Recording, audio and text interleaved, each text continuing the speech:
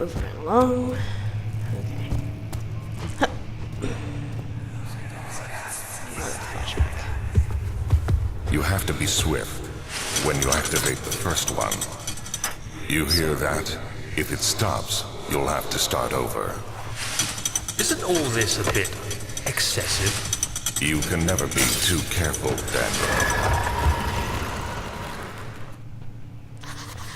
Yeah, I mean, secret passages, I can see why. You kind of want your privacy just in case you want to go back behind the walls and have a path around. Oh gosh. Alstadt and Brennenburg Castle, 1801. Another region rich with lore is Alstadt, deep within the East Prussian woods. For centuries, there have been stories surrounding the hamlet and its neighbor, Castle Brennenburg. The quiet forest-clad mountains stressed with scattered lakes is as picturesque as you can be, albeit the area is haunted by the dark. Ask any local and you will hear proof of the widespread superstition. All travelers should indulge themselves in such conversations since it will certainly serve as exciting entertainment. All of them have their own twists on the tales, but there are some motifs that keep reappearing. The Gatherers. This story reaches all the way back to the time of the 30 Years' War. It was said that soldiers who abandoned their duty got lost in the cold, dark woods and were forever damned to roam the grounds. Their bodies, wrought by their tainted souls, have left them disfigured and empty of essence. Many have cited them over the years and described them as horrid revenants. They move silently through the woods, shying away from many beholder. They are called gatherers, as they seem to follow some ambition to steal living creatures. It is their prey which can be heard struggling inside damp burlap sacks dragged behind them, which reveal their presence. What dark scheme do they follow? A visit undone. Heinrich Cornelius Agrippa, the well-known erudite, visited Alstadt at the start of the 16th century. He resided in the local inn for a fortnight as he looked for remnants of kingdoms past.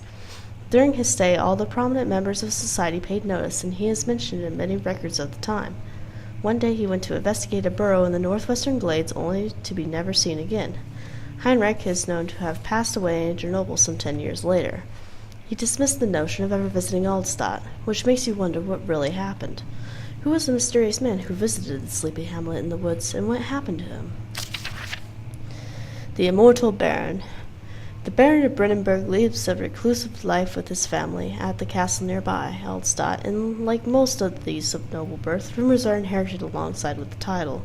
Researching the history reveals little before the castle was consumed by fire in the late 16th century. It was rebuilt by Alexander, a nobleman from the Rhinelands, claiming the role as protector of the Prussian state. Alexander helped the region to flourish and remained popular throughout his presumed lifetime. The family has always been secretive when it comes to lineage and heritage. Therefore, the birth and death of Alexander and his offspring has never been fully recorded. This has fed the idea that the Baron is in fact one of the same who came from the West over 300 years ago, lived through the time of occupation, and joined the coveted Order of the Black Eagle along with the great leaders of this country. Okay. So there's lots of little... Lots of little rumors going around. Okay. 2. There's the other one. Come on. Candle. Come on. Got it.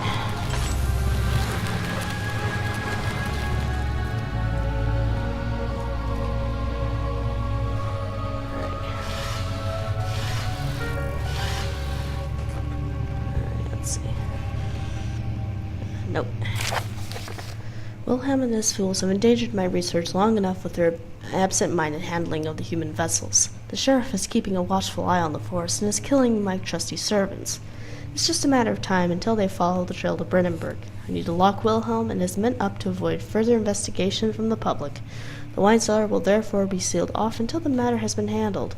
Either the king's men leave or they will starve. Whatever comes first, they can rot for all I care. Maybe I'll feed them some wine. It would, in a sense, solve both of my problems. Give it. Behold, scripted event.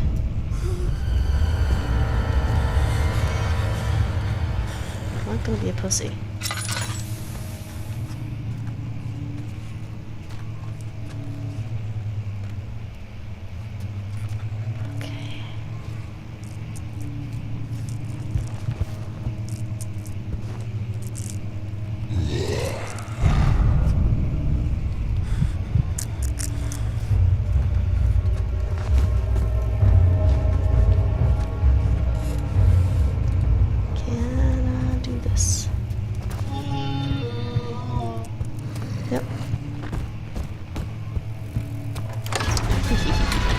Dodge that.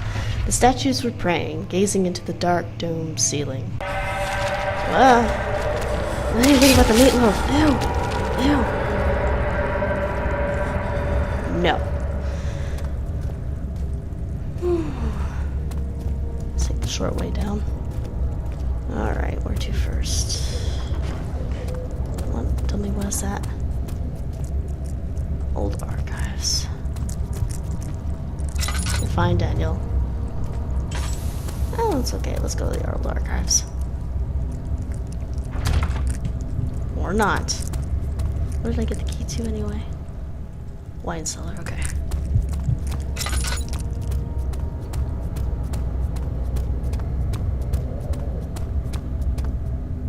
Yeah.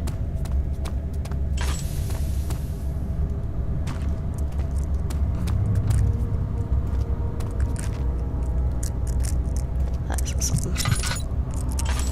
Wine cellar. Oh. Derp. There. The stone slab looked like a safety measure. It wasn't meant to be moved ever again. Alright. Move right along. You're fine, Daniel. I will humor you and turn on your lantern. Where did the Baron go? Who cares? He left us enough wine to last us a lifetime. Or at least until tomorrow.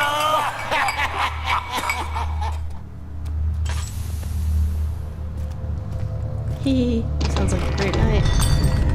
Okay, fine. I'm not gonna go that way. See how I get it. I need to hide.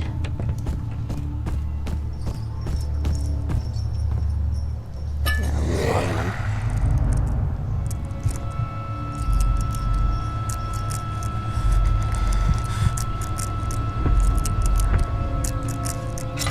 You're fine, Daniel.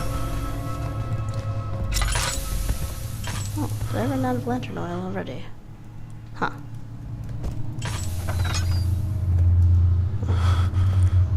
So you just silly grunt. Oh dear, what do we ever do with the falling stones? Fine, you can have one oil. Jeez, I spoil you with this oil. Quit being a pussy. Just breathe. Gosh. You move all slow and weird when you're like this. Stop. Give me that.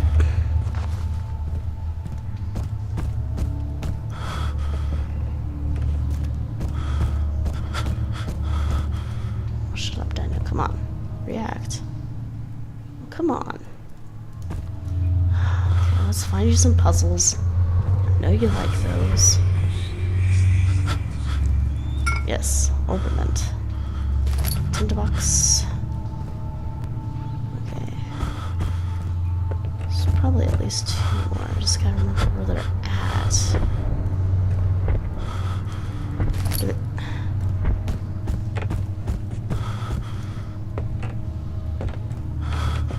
Okay, where's the other one at? Oh, really? I spoiled all that lantern already, or did I turn that off? I think I turned it off. Come on. Breathe. Breathe, Daniel. Stop freaking out. You'll be fine.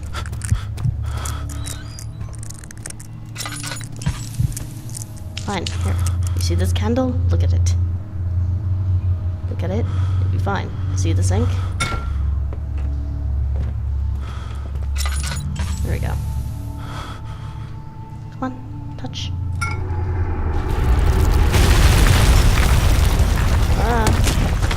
Oh.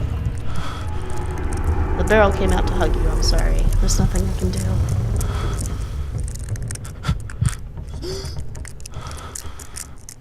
Daniel's just having a very bad... Oh. Really? You blew out my candle. Really? Rude. Come on. Alright. Be strong, Daniel.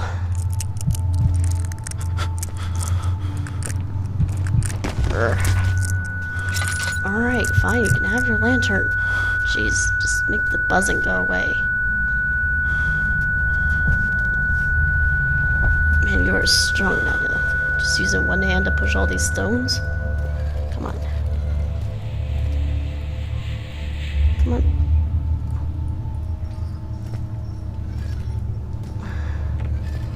Stupid rocks. Come on. Just dance it over there. Of course it opens inwards. Hey, you're fine now, Daniel. You solved a puzzle and you're like, yay! If I remember correctly. Oh, there's gotta be more. I swear there's more.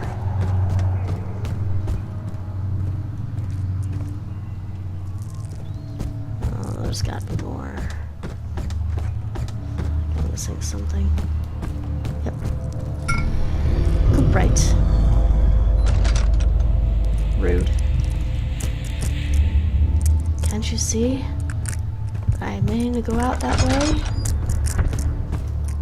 Okay, now I have 3. Which I think is as many as you need.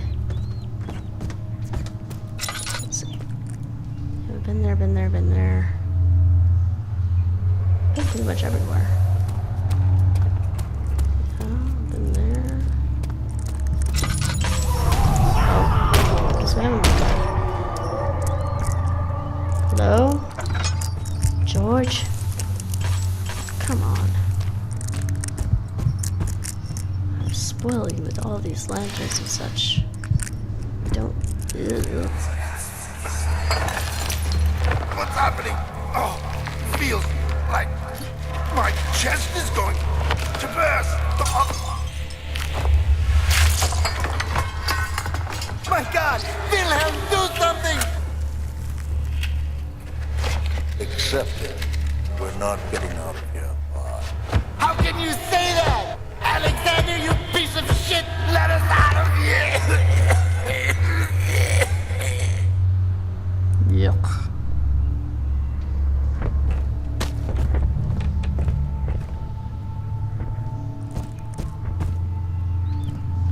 This is what happens when you drink bad things like Aqua. Any secrets? Oh, but a note though. Wilhelm's last words. My name is Wilhelm, House of Garrick. These are my final words, my confession and testament. 2 years ago, I was summoned to the castle Brennenburg. As most of the aristocracy, I was curious about what the supposed Knight of the Order could want from me, and accepted the invitation. The Baron was friendly and offered me a proposition. It dawned on me that the nature of the contract was sordid, and that the reason I was chosen was because of the follies of my past, and not the honors I've been rewarded with during my time as a soldier. I was to kidnap healthy humans upon his slightest whim, and do so without asking questions. In return, he would attest to my character at the royal court, advancing my position within noble society. I would like to claim that I struggled with my decision, but it came swiftly and I accepted wholeheartedly. Ever since that day, I've brought men, women, and children to Brennenburg. I can't even remember the numbers, but there were many, perhaps even 100, none of whom which were ever heard or seen from again. Tonight, the Baron invited me and my men down to the wine cellar to celebrate our work. I had my suspicions as we descended the stairs, but he insisted and joined us in his toast. The wine tasted fine, and my men drank without restraint. So begins the punishment for our sins. The Baron has locked us up and returned upstairs. Forgive me for what I have done. I was weak, and I fell into this diabolical ways. My men are screaming. Their skin has been pierced by their own tangled bones. I feel my insides revolt against their God-given nature. Blood has begun to pour from my eyes, and I can no longer, see. Just goes to show you what people will do for just a little bit of power. A little bit of importance in society. Schmoozing up to the nobility. I think we are done here.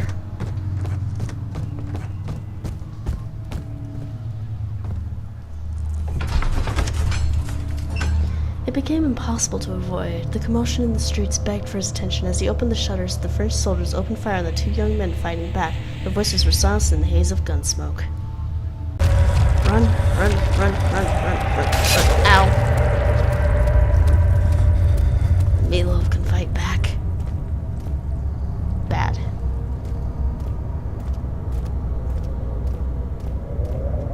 Right. So now that that's done, should be able to go to the laboratory. Yo, yo, yo, yo, yo. The cloth smelled of dusted and damp musk. The pieces lay scrambled on top. Too many of them, he thought, or perhaps too few.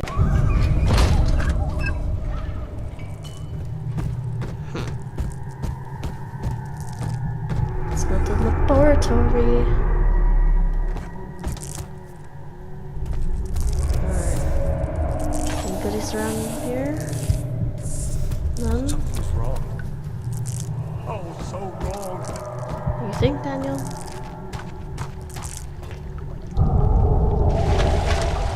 That is not a very safe grade. People can fall through that. And oil. Note. The lack of chimney to properly vent the fumes from my most recent experiments has taken its toll on many of my less stable ingredients in storage. Some seem unaffected, but many are stained by the fumes and will be difficult to salvage. I shall do what I can and move them to the wine cellar, which we've already been to. So we are having a flashback. So there should be more coop rats.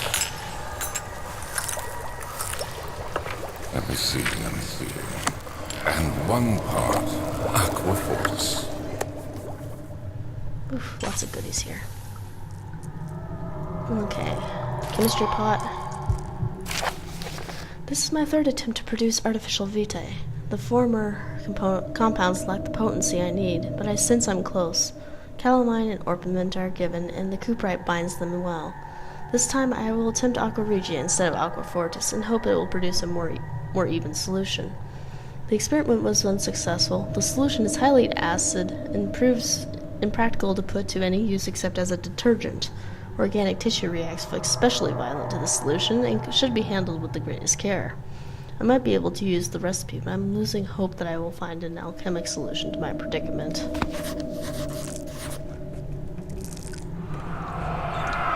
Memory tube. One day I'll return. If it wasn't for the thought of you, my love, I wouldn't be able to go on when I find myself doing terrible things. I take comfort in you. As long as I'm able to think of you and long for a life together, I know I'm better than the others. I weep for them. They lust for power without restraint, where I only crave fair judgment and safe return. Alright, so let's do some science. Right.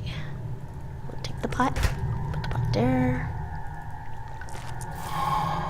1, 2, 3.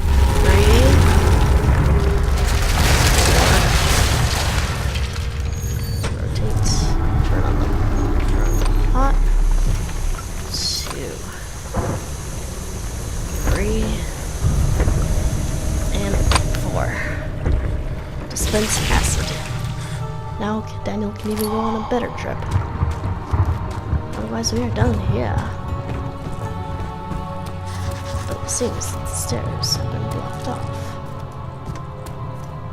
Give me that. Come on. Oh. Okay. Run up it, please.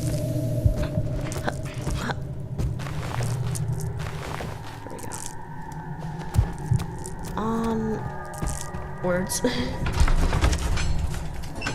He sat down by the Casbah while gasping for air. Sweat poured from his forehead and onto the sand-veiled ground. Ow.